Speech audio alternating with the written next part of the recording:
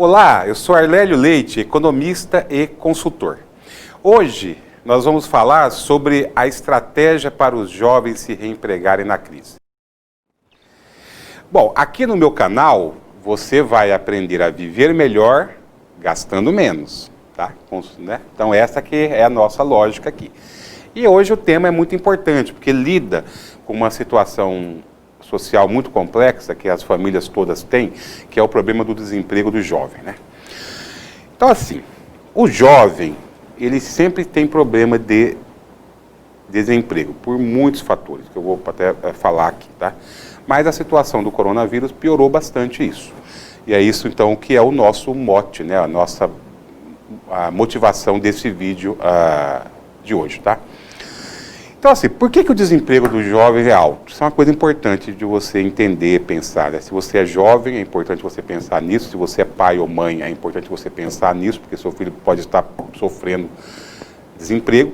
Se você é uma pessoa que se interessa pelos outros, também, porque você pode ajudar um jovem, tá certo?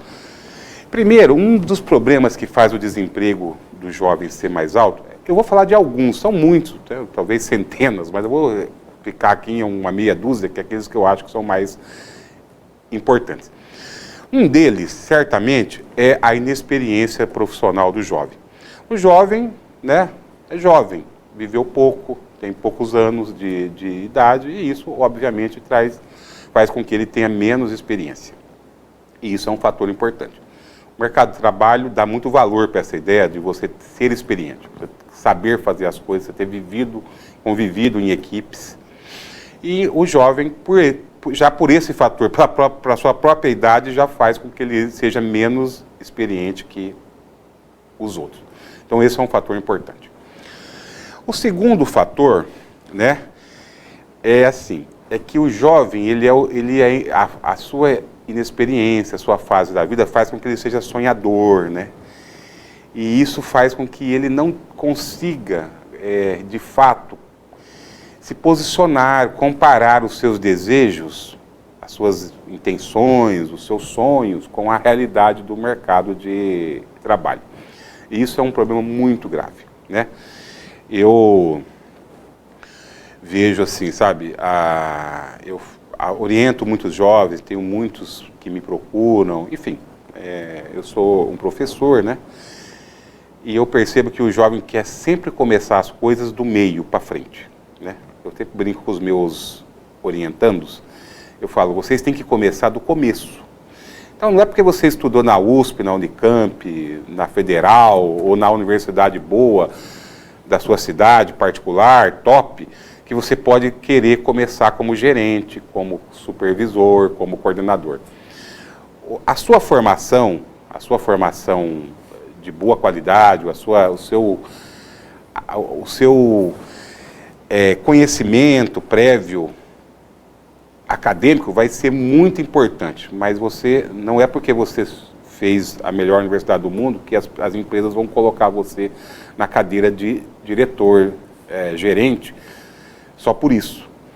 Na verdade é o contrário, se você entrar pelo processo normal, da base, como um estagiário, como um cargo inicial, né, um analista, enfim, um primeiro emprego, você vai subir mais rápido do que os outros, porque você está melhor preparado. Mas todos têm que começar do começo. Então, se você tem um jovem desempregado na sua casa, que precisa conseguir um emprego, oriente ele. Comece do começo. Não dá para começar do meio ou do fim. Tudo tem que começar do começo, tá certo? Isso é uma coisa importante. A outra coisa importante é que os jovens usam estratégias que não funcionam para conseguirem os primeiros empregos, tá certo? Por exemplo, às vezes ele quer arrumar um emprego na melhor empresa do mundo, no Google. Você quer ir lá, se candidatar no Google. Só que você não se preparou para aquilo, você não mora na Califórnia, você não mora em São Paulo. Então, assim, é possível conseguir isso?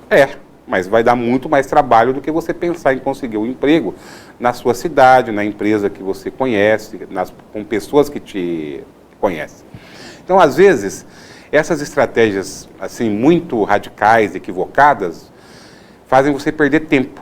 E você pode fazer o contrário, começar lá mais próximo, num emprego mais simples, e galgar crescimento ao longo do tempo e chegar onde você quer, tá certo? Isso é uma outra coisa importante. Uma coisa importantíssima que atrapalha demais o jovem, principalmente o jovem de classe média alta, é a proteção da família, tá certo? Então, às vezes, até o jovem quer se expor, ele quer começar alguma coisa, né, tal.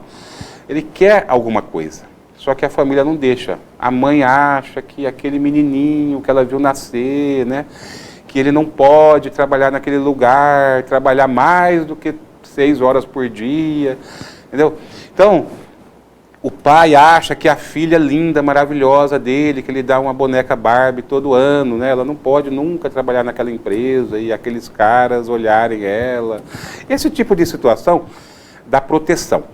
Ou que aquele salário oferecido é muito pouco para o gênio que eles têm em casa, né? De repente, todo mundo acha que tem um Einstein sentado na sua cama, na sua casa, no seu sofá, né? A realidade é diferente, né? As pessoas têm que ter oportunidades para crescer, né? E a própria família, às vezes, é um empecilho para isso, tá certo?